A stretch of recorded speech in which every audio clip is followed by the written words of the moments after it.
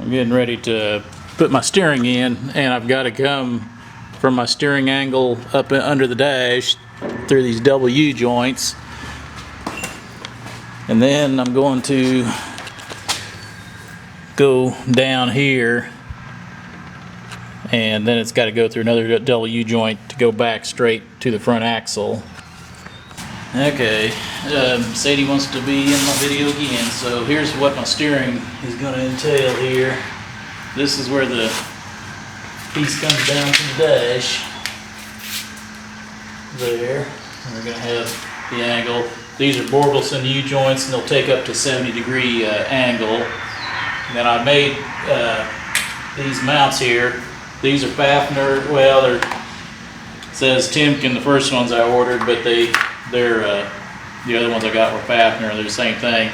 S8KDD. These are double sealed bearings, so that they should never need any service. But I made these three mounts. This one here is going to go on my firewall up at the top, like that. And this one's going to be down at the bottom here, like that. And then for this third shaft on my front end, I've got to have a collapsible steering shaft, so I had to make it come down here to a mount. And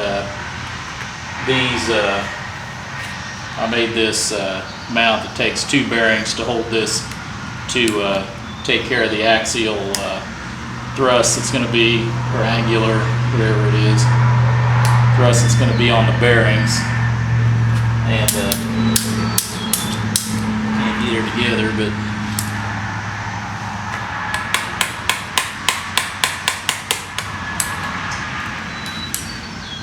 I will eventually.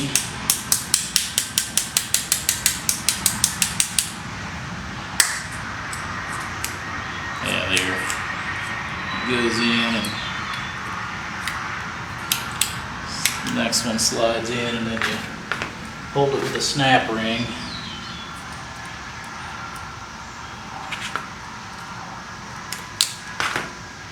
There. And then this is my lower one. These shafts, these U-joints, I went to the 3/4, I think 36 spline U-joints, because originally the shaft is a double D, and I was thinking this bearing is going to be sealed on my firewall, and if I had the double D, I'd have those two little holes in there that I'd have to figure out how to seal. So if I go to a completely round shaft, then I don't have to worry about trying to seal that hole. And these are just dummy shafts. I just turned them down so that the splines would fit over them, just for mock-up purposes. And that's how she's going to go, right there. And then this hooks to the telescoping shaft that goes to the rack and pinion. But that's what we got. Oh, another thing I wanted to point out on why people are going to wonder why I went with bearings rather than 3/4 inch rod ends, which most people use. The rod ends do give you a little more angular alignment, but these, like this mount, is going to be mounted solidly into the firewall and sealed, so that the only thing will be on the outside will be the bearing. So that'll be totally sealed off there. This one's also going to be mounted to the bottom of the firewall. You wouldn't want to mount this one and this one, like you wouldn't want to mount this to the frame and this to the firewall, because there's going to be some movement there. But these are going to be both mounted to the firewall, so there's going to be no movement in between these two. But and then this one's going to be mounted to the frame, because you got this to take up the little bit of movement it's going to have.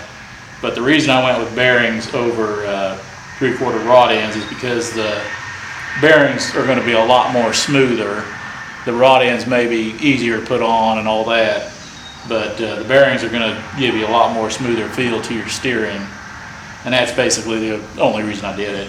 This one down here, I don't think you could have done it with a rod end anyway, because this has to hold the shaft completely straight with and it's going to have some angular movement, or it's going to try to have some angular movement, so you wanted the two bearings to hold that shaft perfectly straight.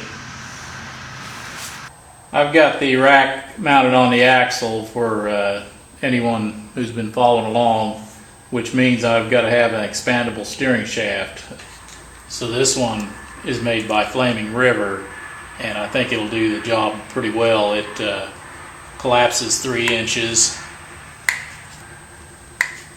and when you order it, you'll just have to tell them which U-joints you have on both ends, and they'll make it up for you.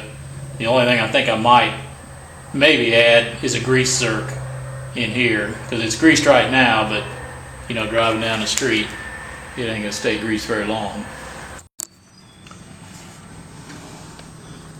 Got it all tacked in here, and the bottom U-joint I was most worried about looks like it doesn't have any clearance issues. It's a good 3/4 of an inch away from the exhaust pipe there, so that shouldn't be a problem with heat. And then the top one here is working pretty good too.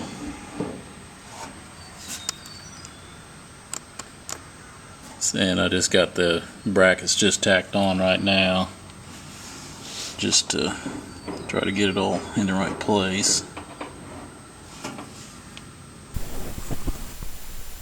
Here's the brackets welded on the top and the bottom of the firewall. And on this image here, it shows I've brought it down as low as possible so I could get the least amount of movement on the Flaming River steering shaft. And throughout the entire 5 inches of suspension travel, the Flaming River shaft only moves about 1 inch. So it was just about right. And the main reasoning for mounting the axle on the rack was to get rid of all the, I don't know if you've ever seen the shimmy, the front axle shimmy on a straight axle truck. This will get rid of that. And also this, especially with my air ride, this won't have any bump steer going through the entire suspension travel. So that's pretty much everything there. Thanks for watching.